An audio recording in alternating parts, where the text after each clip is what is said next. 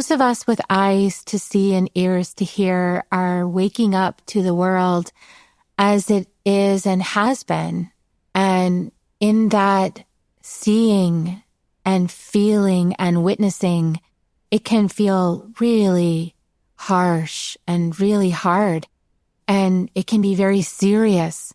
And how then can we bring ourselves to the point of seeing that all of this is beautiful?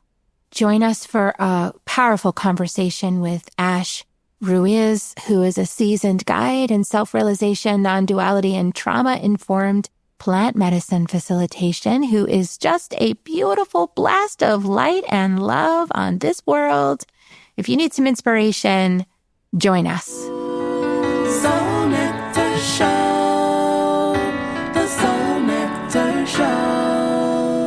You're invited, delighted to discover who you are. Anything is possible if you believe. So join us on this beautiful journey. Soul Nectar Show, Soul Nectar Show. Welcome back to another episode of Soul Nectar Show, that show where we talk about all things essence, where we gather around the campfire and we share our stories of that which is greater than us, the big mystery beyond the veil, those synchronistic moments that lead us inexorably to a deeper understanding of who we are and what we're doing here on this little blue dot in the middle of a galaxy and many galaxies. And down here in the molecule, the particle is experiencing many waves. And you might feel pretty overwhelmed by everything that's going on. I know my sensitive feeling types are feeling it all.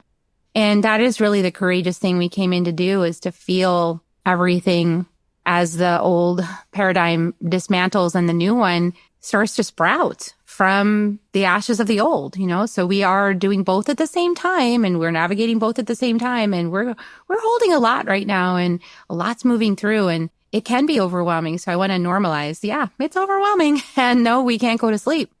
And so I reached out to Ash Ruiz, a wonderful being.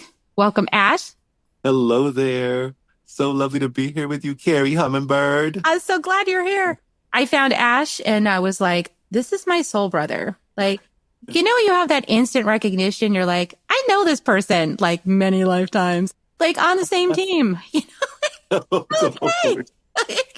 On the same team. Thank you for being there to remind me of who I am. And when I get lost in my little moments of particle and I'm like, hi, you know, and what do we do with this crazy thing? And yeah, so we're gonna hopefully uplift your spirits today and give you some pathways to navigate what y'all been going through, because we know we're going through it too, and it's a lot. And we love you, and thank you for being here. And so for Ash, in case you haven't met Ash, well, he's amazing. Seasoned guide in self-realization, non-duality, and he's a trauma-informed plant medicine facilitator with over 30 years of experience. And he used to be, yes, if you recognize him, used to be in Menudo, like as a teen. So how life winds its way around and over here, and I get that skill, and now I'm going over here. And it's so funny because I think I was telling you that I remembered one of my past lives in the 60s being on stage singing to thousands of people. It's like I've already had that embodied experience. I totally know what it feels like, you know, and I think we're about to do something like that again. Oh, hey. Probably, pretty sure. So, yeah, pretty sure that's what's coming in. So we get these glimpses, right? And so this is what we're here to do. And, you know, Ash lived in Peru for 2 years. And you guys know I've studied with the Icaro Nation. Ash studied in the jungle with the Shuar. I've studied with the Shipipo. You know, so these lineages in South America, they hold a piece of the key for us in Western culture. They hold this little piece that's so pivotal and really important. And so that's why I wanted to bring Ash in, because I feel like, you know, the combination of just your staying spirit and just the fact that I know that we're a soul brother, sister, but also your combination of humor and reverence. And I mean, you really do it well. And many people have heard me talk about on the podcast over the years that in my gene keys is a shadow of seriousness. It is Really? so heavy. And it's in my culture, which is like how I interface with people. So if I'm in seriousness, I don't really go very many places. Like it gets bogged down and people are like, ooh, that's a swampy zone. Don't go there. That's heavy. She's serious. But when I get into delight, this shifts the entire thing. And this is what Ash said when we talked the last time. He said, my laughter resounds across the infinite sky. Yes, it does. Yes, it does. Yes. My laughter resounds across the illusions infinite beware. sky. Yeah. But so just so people know me pretty well, but just so they get to know you, tell us a little bit about yourself, Ash. And because I've already given you a warm welcome, I'm just so grateful to know you again. Oh, I'm so grateful to know you again. It's so true. From the moment we started chatting, I was like, oh my God, I love this beloved. We are so from the same soul pod. And yeah, and so grateful to connect with everyone listening right now.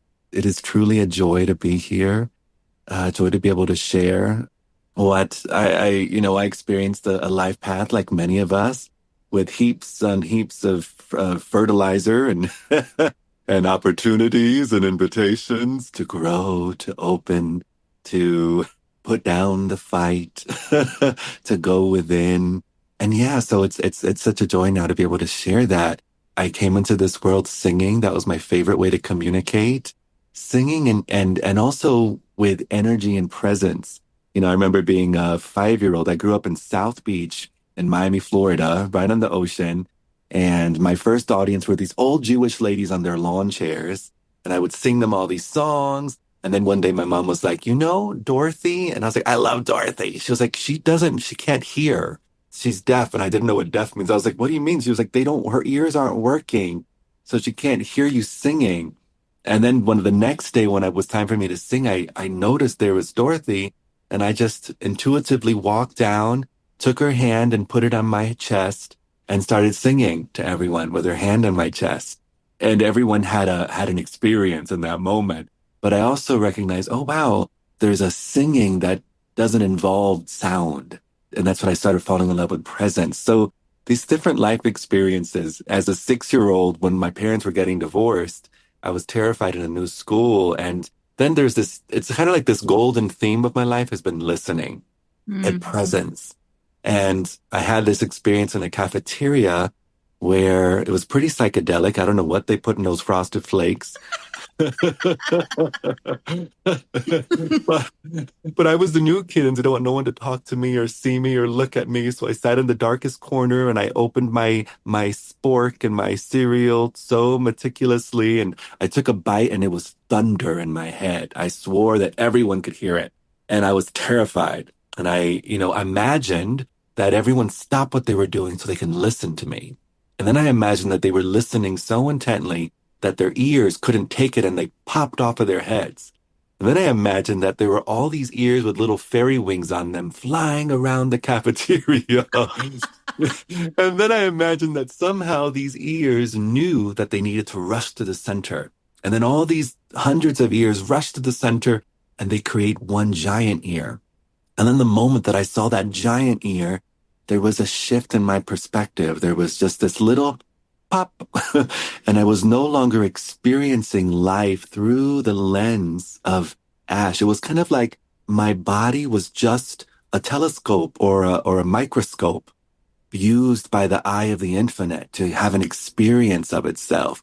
But in that moment, I was no longer looking through the telescope. There was just this vast open expanse. And then there was just so much love for this innocent little 6-year-old soft animal body, totally terrified. And then in that, everything relaxed. And then my 6-year-old brain, the way that it interpreted that moment was, oh, every ear together makes God's ear. Every hand together makes God's hand. Every heart together, and it was like, oh, this is an experience of God experiencing itself. And that was such a gift. And then music, constantly singing. So I feel really grateful that there's been this golden thread of listening and music and vibration and frequency and all of it exalting the total silence that is our true nature. And that's what I love to share. Gosh, I love that. I love that story. What a beautiful experience to have been given to know yourself in truth and from such a young age. And then to get out there and do your best to support the rest of us in remembering is such a gift. I feel like my story was different than that. I didn't really, I felt the same, like I'm in the corner and no one knows me and no one likes me and I feel awkward and everyone's looking at me. It was kind of like I couldn't ever walk into a room without somebody looking at me and noticing that I had walked in. It was like, ooh, Right.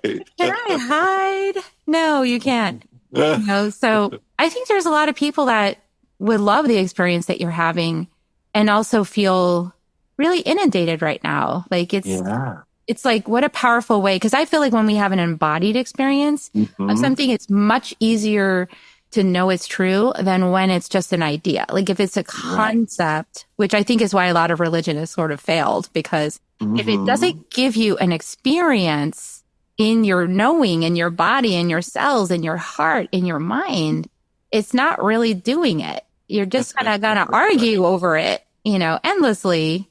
Right. So we're in an interesting place. We are in an interesting place. And it's just so heartbreaking to see, speaking of religion being a tendency of mind, seeing all the other different kinds of religions that form, these assumptions, these ideas, these unquestioned beliefs that we hold so dear. And then all of a sudden, we don't even notice that we're not living in the world. We're living in our own virtual reality projection. And then we don't see our neighbors. We don't see our family members. We don't see ourselves. And it's just pure shadow boxing. And then innocent bodies get caught in the crossfire.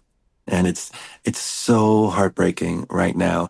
And those of us who have an awareness of that, who got a clue, who had some moment of grace, some blessed grace in the matrix, a divine plot twist, having to witness and hold that can be so overwhelming and so heartbreaking. And what I love about those instances is that, again, there's no ceiling to this awareness. There's no ceiling to this deepening, this awakening, this presence. We sometimes create religions about our awakenings. Oh, I had an awakening experience. No, I'm the one that's awakened. And we don't realize that it's just ego co-opting, corrupting those sacred moments and turning it into its own thing. But having the willingness to be on the floor broken, to completely open to the pain that you're experiencing, the pain of the world. The pain of the world is also your pain. I love that at some level, empath is such an appropriate word.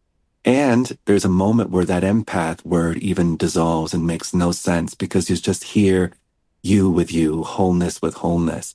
And in our willingness to meet that pain and to sit with it and to be slayed by it, to be annihilated by it, we then can somehow get familiar with something that can bear the pain, something that has never been touched by the pain, something that's an atmosphere of unwavering safety that can take all of that pain and create alchemy. It's like, I call it energetic kale. And that energetic kale, boy, it's not a good taste. And it's hard to chew. And feels like we're chewing forever. And, and it's really bitter sometimes. And it's really bitter. Yeah. Right. It's quite bitter.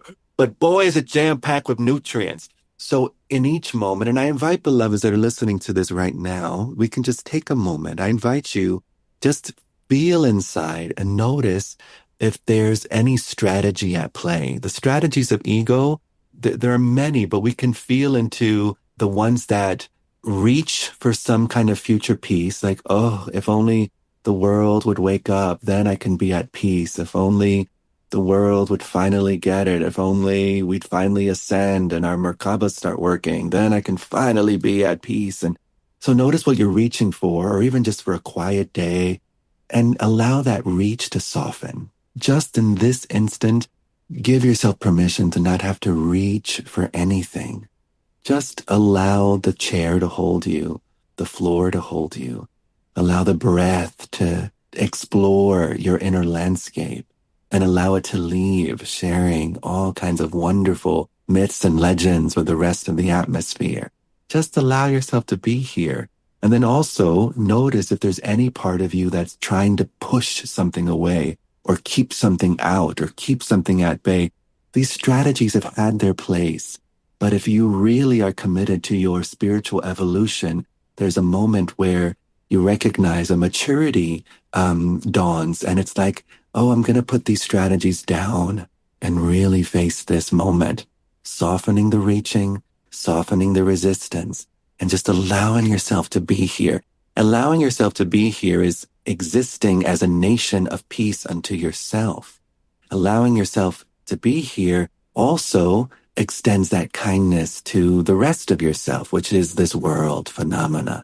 Allowing mind to be as it is.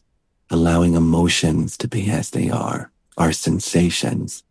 Allowing the room. Notice all the things you're already allowing that you don't even notice you're allowing. You know, we're allowing all the planets to be themselves, even the hurricane on Jupiter. That bitch is allowed. So it's like taking a moment to allow also the innocence of the collective consciousness of our species without existing as a spiritual undercurrent of violence, trying to rush it into something it's not ready to be rushed into. You as consciousness itself, as awareness, are the ultimate presence of safety. And I loved how you mentioned earlier about liberating the ancestors, liberating. That's what we discover in our rest, in our open, in our willingness to allow all of life to be as it is. We discover that we're not the ones desperate for liberation, but our very presence is the liberator. Our presence is the freedom that liberates all the pent-up energies, all of the fears, all of the ancestors, all of those voices that never had a chance to be heard. And it is such a gift to allow yourself to be here as you are. That way you get familiar with yourself, not just with your story of yourself, not just with your idea of yourself or with your vision of yourself. Those things are wonderful and they come and go. It's Etch-a-Sketch, beloveds. You are the screen that never changes and that's always present. I love that Etch-a-Sketch metaphor. Yeah, because like you can be in such resistance to something. I've noticed for myself, I could be in such resistance to something and trying to prevent it from happening. It was a very situation very close to my heart that I have been trying to prevent for a really long time with someone I really love. And it's like, no. And, and it was gonna go there anyway. And so like that recognition that the process that I'm seeing isn't matching my desire of outcome, but it's in process. And so like, don't judge the process. I mean, that's the main message I keep giving myself is like it is in process. This beloved situation is in process. Right now, it appears to my perception, my desires and my perception to be a hot mess, but that doesn't mean that it's not exactly on track. And so that, and as a mother like that, oh, so hard. Oh my goodness. Uh-huh. We are holding space and we, you know, we feel everything. You can't wall that off. Like it's like gonna tell you, you know, your mom's body feels it all. All of it. Right. Right. And I love it. I mean, those feelings, it's like we've given them such a bad rap. We've, you know, really thought that they were these demons and they were these, oh yeah, I had my sword out trying to get rid of this stuff. I was like, get out of here. Like, get out, you know, get out of my house. I don't want you in here. And like, get away from my child. And like, I've been in the wildness of it. Like, you know, all of that. And that could have its place. Uh-huh. There's part of the journey, but you just get to the place. I mean, I've gotten to this place where I'm like, I'm really fine with my awareness, like what is for me right now. And my guidance will say, just take off your rosary and just, you know, just sit there and quietly just pray, you know, and demonstrate like being prayerful, not to teach anything directly, overtly, but just to be transparent, like, and then just breathe and don't have any expectations. Right. I think that's been the biggest thing is like, I feel like I can speak for myself, but I know that there's more that feel the same way as me, that we thought we were going to come into this incarnation with all this big, beautiful light and bring and light it up. And we just assumed maybe that everyone was going to be, thank you. This is what I'm asking for. Thank you so much for coming. We've been praying for this. We thought that was going to be, and no, it was like, like all this angry other stuff. It's like, what is that? And it's been such a this wasn't in the shock. brochure before I got here. This is not what I thought it was going to be like. I thought everyone was going to be kumbaya, like, yay, finally. But apparently not so.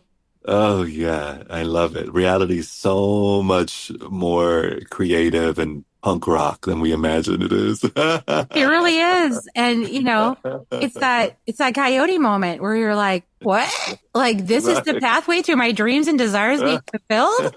Okay. It's the opposite of the direction I thought I was going to head. Like I want to go A to B direct, and now you're bringing me like around and around and over here and over there and everywhere, over the hills and under the dales and with that, just like, where am I going? What are you To doing? grandmother's house we go. I remember we're like slopping through wood and there's a big bad wolf and we're like, that's not what I asked for.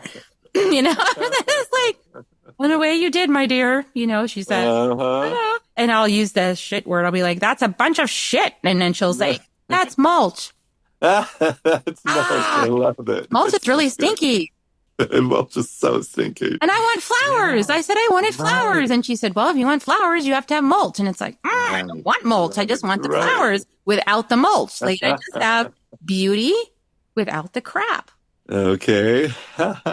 No. Right. And this is where I so love this. I'm also hearing that you're speaking to this innocent sense of us imagining that we know what's best for ourselves and that we know what's best for our children, that we know what's best for the world. And life is so good at inviting us to maybe consider that not so, even if we're kicking and screaming. So yeah, that's one of the beautiful things about learning how to just align with reality, come back to reality. You know how I know this should be happening? Because it is. And even in the yes and I love that yes and because I used to be very addicted to the martyrdom dragon and be like, yeah, but. So for anybody out there who finds yourself saying those words. There's a lot of booty out there. And really helps with that, and so that yes and gives the spaciousness for what we are perceiving because we are part of the alchemy. We are part of the process. We are the witness and we are the alchemist and we are, we are the lineage. We are all of it. And so, what we are seeing and recognizing and learning and realizing and wanting to put into place is part of the process by which this whole thing moves forward. All of our individual choices, and so 8 billion individual choices made like umpteen million times a day. It's hard. I mean, just think about it. I've actually sat and contemplated the majesty of some kind of consciousness that can organize like 8 billion people's billions of decisions every day. Wow. Right.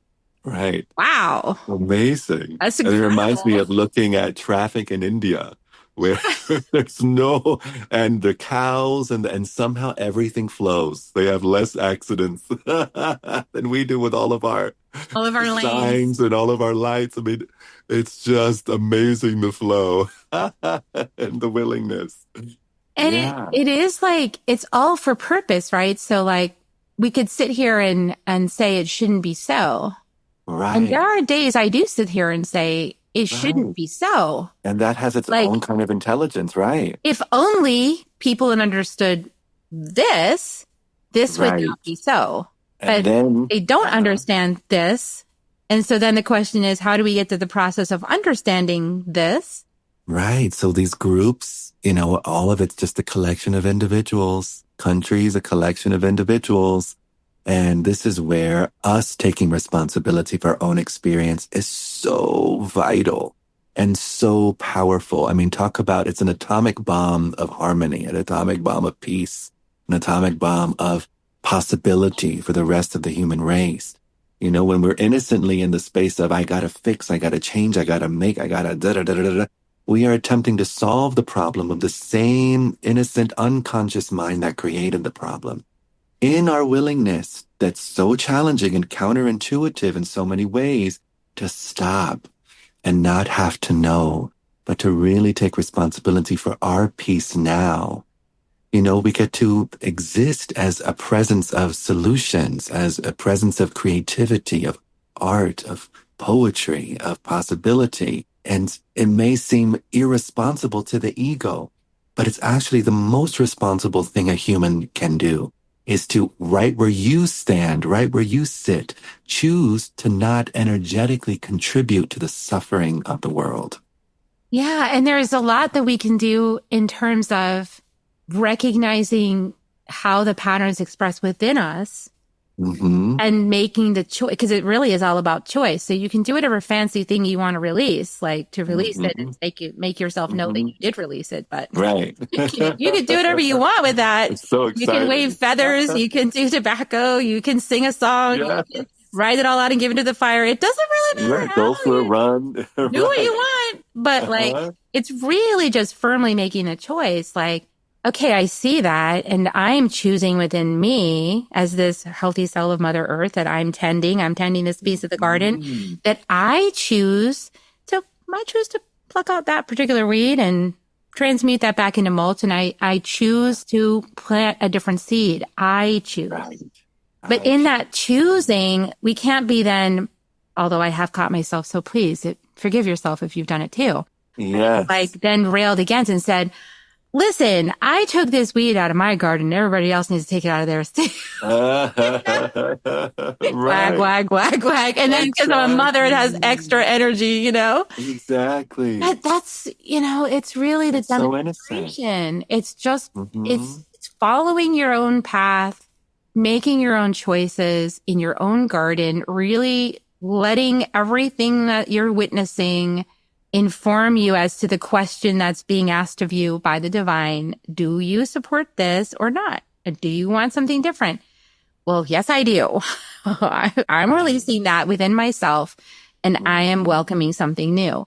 But then it's a matter of becoming that one that, it's like practicing the 4 agreements. It's like being that one that embodies that teaching, being that one that lives by it. And we mess up. That's why we have the 4th agreement, do your best. Yay. I so love such a kindness, right? Right? Such a Thank grace. goodness. I don't have to do it perfectly the first time. And so important for the willingness to mess up over and over and over again. Yeah. I love messing up. Yes, for lifetimes. Lifetimes. So and then the other day I heard this. I'm listening to some new book and I was like, oh, no, there was this, there is no end to this. And I was like, oh no, oh no, this is never ending. Oh no, this is gonna go on forever and ever. Oh no, it's just gonna keep changing how it expresses. Oh, there was that feeling of like entrapment, like I'm never getting out of here. I am consciousness. So good. I'm trying to run away from myself. No one's ever gotten too far. No matter where you go, there you are. There you are. But that's why they say these sayings. And that we repeat them because it's true. We have to remind ourselves. That's where I go. There I am. So why am I trying to run away? Like, no matter where I go, there I am. I have a poem that speaks to yes, please. This to what we've been talking about, if you don't mind me sharing. It's one called Human Beautiful. And I wrote it for a dear friend who, towards their older years, committed suicide after getting a heartbreaking diagnosis. And they were this incredible being who made all these documentaries and just done TED Talks and was a triathlete and founded the transpersonal psychology program at Naropa. And it's a beloved, sweet friend named Diane Israel. And this poem came through. And the poem says, human being, yes. Human becoming, that too, but mostly human beautiful. Human dreaming, Human awakening, that too, but mostly human beautiful. You are in the arms of those who loved you the most, in the heart of the peace you held so dear. One with the wind you longed for. There's no horizon in your eyes. You are the endless sky, ever present, always here. Countless lives were touched by your light, but countless more by your wounds. You gave permission for the ugliness we share to exist as beautiful too, to exist as lovable too, to exist as something worthy of a deep and honest welcome. Vulnerability truly was your superpower. No one has ever said the word fuck like you did. Fucking amazing, fucking wild, fucking awesome, fucking beautiful. Oh my fucking God, I'm so grateful I got to meet you in the silence. That's the kind of meeting space no one can ever truly leave. Blessed to know our eyes met in the vast immediacy of a great mystery, somehow aware of itself now. Those moments are this moment. Those moments are this moment. And still the heart breaks at the thought that maybe for a moment you believed the rumor about anything anywhere being unacceptable and not enough. Oh, we've all been there. We've all been everywhere. And it just might happen that we frequent those distorted corridors again and again, hold hands a bit tighter, hold time a bit lighter, and breathe easy that even the unimaginable hurt of an empty seat and an empty bed and an empty feeling in your chest, fullness dances to the tune of joy, befriending death. And all is well as we grieve. All is well with our tears. All is well with unanswered questions. All is well in never picking up the pieces. All is well. Human being, yes. Human becoming, that too. But mostly human beautiful. Human dreaming, Human awakening, that too. But mostly human beautiful. Human breathing, yes. Human dying, that too. But mostly human beautiful. Mostly human beautiful. Thank you so much. Yeah, I feel the beauty of that. Thank you for that transmission and for your heart. An honor to be able to share. Yeah, thank you so much for this space and for all that you do and all that you share. Yay, human beautifuls. Yeah. And for everyone, Yes. that resonated to be here in Soul Nectar community and take the journey. It's been quite a journey all together. That is so cool. Week by week. And I love your journey. I love your heart. I love that message. And I'm working on pieces of that still, just to be transparent for everyone. Yeah. Still letting everything be beautiful. It's been one of my biggest lessons. Is to, same. I was that mom that always wanted the pictures, at the holidays with everybody smiling and acting as, but I really wanted them to actually be super thrilled to be part of the family and smile too. Right. And that worked for a while until I started my path. And then it became really clear when it was BS, and then it was like, well, my kids they don't want to take a picture. They're like, I don't feel like it. But I had to honor that, I would try to take a picture with my younger son and he would start like moving his head around so that all you was a blur. That's amazing. He's like, I want to be like Sasquatch. You just go see a blur. Just like hair. Amazing. But this reminds me of a picture I got one year from a dear friend of mine. It was the Christmas picture when every year before it was sweaters and smiles but this year she just got all the dirty sneakers from everyone in the family, put them together and took a picture and said, Merry Christmas. This is how it actually is. Right. This is what it is this year. This is what it is. Here's our shoes. No performance going on here. Right, We're just raw and real today. Raw and real. My favorite Christmas card ever. I was like, this is amazing. This is what's really going on. Right. But it is those moments that, that there's such great expectations. I know. So much love, so much vision, so much heart, so much desire. And then it's like, right. You just have to look at it and go, okay. Yeah. I mean, it's not even good enough. Can this be the beautiful? This is my beloved. Yeah. This is my beloved. Yeah. I mean, this moment, all the ways that we turn our face from God in the name of God, And we have this moment totally here. And this moment is so allowed to be broken, be a little boring, be a little blah, be gorgeous, be be all the things.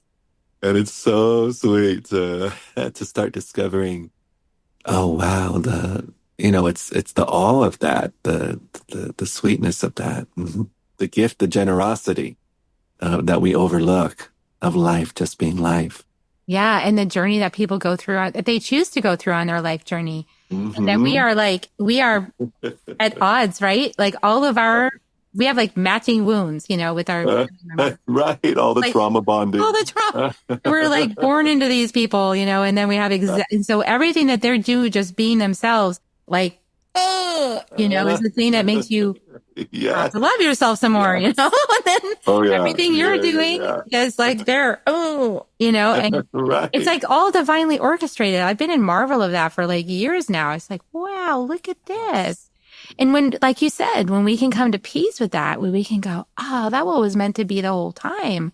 I chose this beloved, like my mother. I chose this beloved to be my mother because she was gonna get in there and just provoke it. And she was not going to let me be mediocre. And she was going to like always be on my tail. And she was going to, all the things that she did, she was going to be passionate. She was going to be loud and mouthy, all the things. I love you, Mom. She was going to be all those things. And she was going to cause me, through whatever influence she had, to be my best. And I fought her in that for the longest time. Like, I will not be my best. I will be conditioned. What are you talking about? I am going to be conditioned in all of these terrible patterns I see in the country. I'm going to do it. I'm going to be that. And she was trying to like, no, don't do it, and it's like, you see, this gets passed down. It's so good. We're here to break the patterns, so now it's like, oh, okay, I see what's going on that direction. So I just need to look this direction and go, oh, okay, that's what's going on. And then one of the things that really helps me is, oh, is that so? Oh, is that so? Right. So powerful. Oh, is that so? Shine a light on it. Maybe bring awareness to it. Some curiosity. I'm willing for, maybe it is. Maybe it is so. Maybe it's not.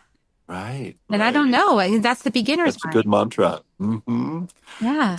We're really in the time of Coyote. I mean, we're in the ending of the old world and the beginning of the new. And so we just have to, we don't have to do anything, but the invitation is to take the journey and to trust the unfolding, and even how horrible it looks, but it's cracking our hearts open. It's cracking my heart open, witnessing what I'm witnessing. Right. It is making my heart just go, wow. And that's the operative word, open, which is so good. Yeah. Heart breaks open, heart cracks open, and all the light gets to shine through when it's ready. We get to find out what we really care about. Yeah.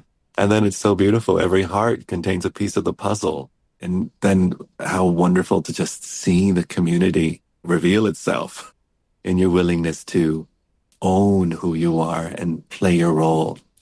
Yeah, even if you don't know what that is. Or if you do know what it is, but you're like, don't want to be that. Right. Like, you tree shakers really? Out there. That's my job. You tree shakers. What do you mean? I'm going to be a tree shaker and they're all going to be mad at me for saying the thing? Yes, you will. Yes, beloved. If you don't, nothing's going to work. So you got to do. Yeah, follow the inner guidance. I love this. Such a beautiful conversation. My heart is so open right now. Mine too. Thank you so much. So I know that you have so many ways for people to play with you. The Instagram that you have is great because it gives you put stuff out there like almost every day. And very heart-centered content, and it's definitely uplifting. So please subscribe to Ash over there on Instagram. I'll put the links in the show notes. Oh, very cool. Thank you. But what else would you like to share about the work that you do and how people can get to know you better? I know we're planning an event in October, so working to get that organized right now in Denver. In October Boulder. 6th? Yeah, October 6th is what we're planning on right now. Right. In Boulder, Colorado, in person. So if you're tired of like looking over things over a screen and you want to be in person with people, that would be an opportunity if you live. Yay. Yeah, very cool. I'm super excited for that moment. And you can go to my website, www.ashruiz.com. I have all kinds of offerings there. I do these My favorite are the immersions that I do at my home. They're these weekend or sometimes during the week immersions where people come and spend about 3 days, and we do plant medicine and we do self-inquiry, and we do this incredible elemental process of self-inquiry called the 4E. And it was created by a dear friend of mine named Deborah Silverman. We also do retreats together. Deborah Silverman is this amazing, really funny and really clear and wise astrologer. And she has a new book out called I Don't Believe in Astrology, if you're curious. And she created this really cool process of self-inquiry using the 4 elements, where you sit in air and you come up with a question. And after you're in air, you sit in water as your emotional body and you explore the question, speaking just from I feel sentences. Then you move into earth, and in earth, you get to embody your practical self and give your other facets hard truths. And then when you sit in fire, you get to sit as your higher self, looking out over the landscape of the life you've chosen and really embodying and feeling into what you're here to learn. But everyone speaks and gives themselves wisdom from their own heart. So that's the beautiful thing about that. So these immersions, and I do retreats all over the country and in South America. I have a retreat in Sedona in September 5th to the 7th. There might be a couple of spaces open. It's an Aya retreat, and it's Aya and non-duality. So I do a satsang before every retreat called What's Never Touched by the Medicine.